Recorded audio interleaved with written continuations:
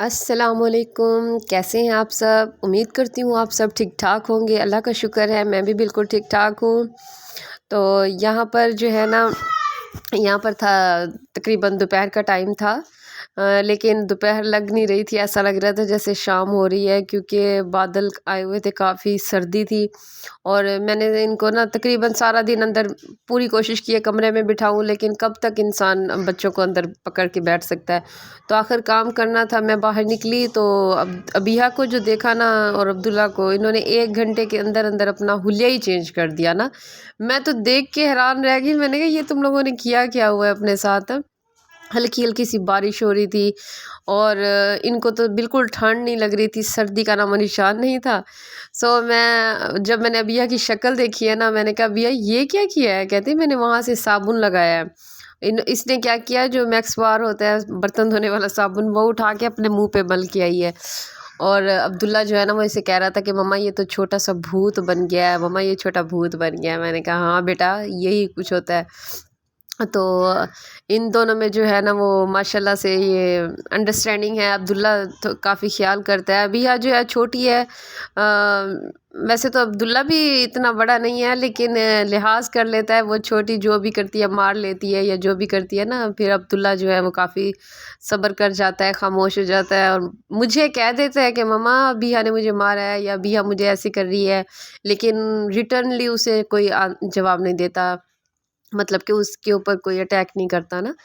तो ये बात मुझे अब्दुल्ला की शुक्र है अच्छी लगी है, क्योंकि शुक्र अल्हम्दुलिल्लाह मुझे इसका डर नहीं है कि ये बड़ा है कि वो उसे मार ना दे या कुछ है।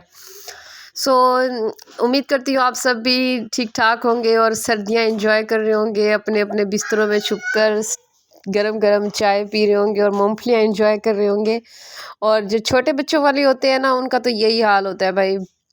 खाना पीना भी होता रहता है, काम भी होता है, बिस्तर में बैठे हैं तो बस। अभी यहाँ पर आप देख सकते हैं कि मैंने अभी झाड़ू नहीं लगाया था।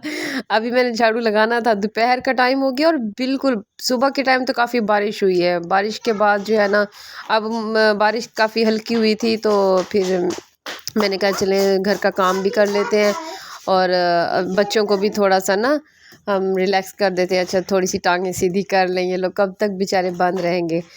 तो यहाँ पर जो आज इनके पापा ने मुझे फरमाइश दी थी कि न्यू ईयर का फर्स्ट डे है तो मुझे बिरयानी खिलाएं आप।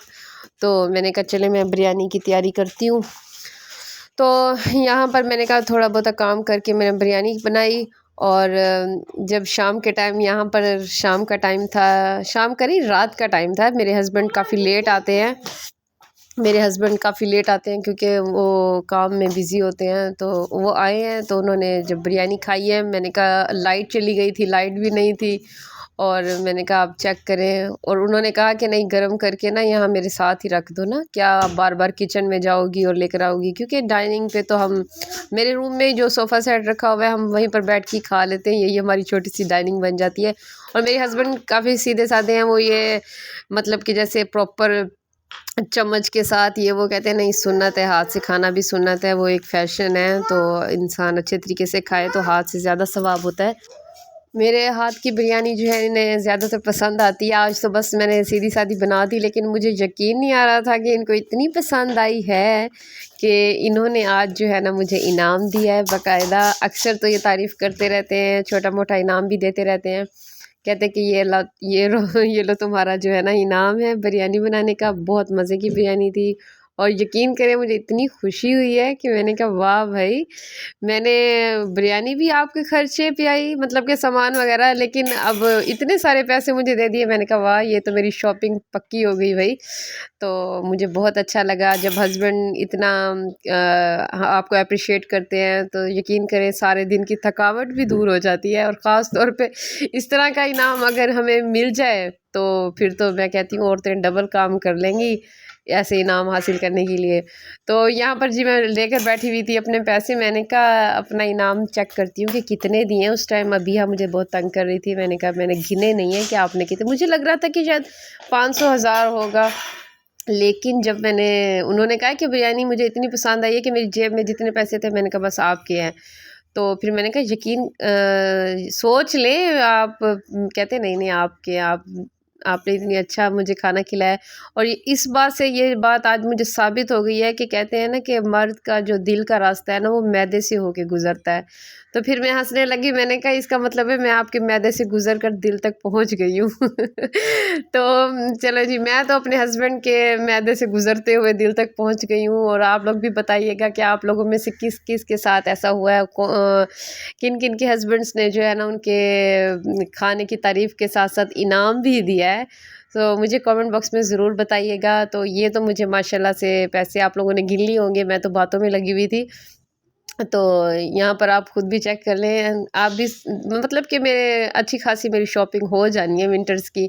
और नया साल तो अल्हम्दुलिल्लाह मेरे लिए तो अच्छा साबित हुआ है। नए साल के पहले दिन में मुझे इतना अच्छा इनाम मिला है, अल्लाह करे आइंदा साल तक जो है ना वो डेली मुझे इसी तरह ही इनाम मिलते रहें और मैं अच्छी-अच्छी शॉपिंग करती रहूँ। अल्लाह ताला मेरे हस्बैंड को हर बुरी नज़र से बचाए, हमें हमारी मोहब्बत को, और अल्लाह ताला सबके नसीब अच्छे करे। अल्लाह ताला मेरे हस्बैंड की अल्लाह ताला लंबी ज़िंदगी करे, आमीन। अल्लाह हाफ़िज़।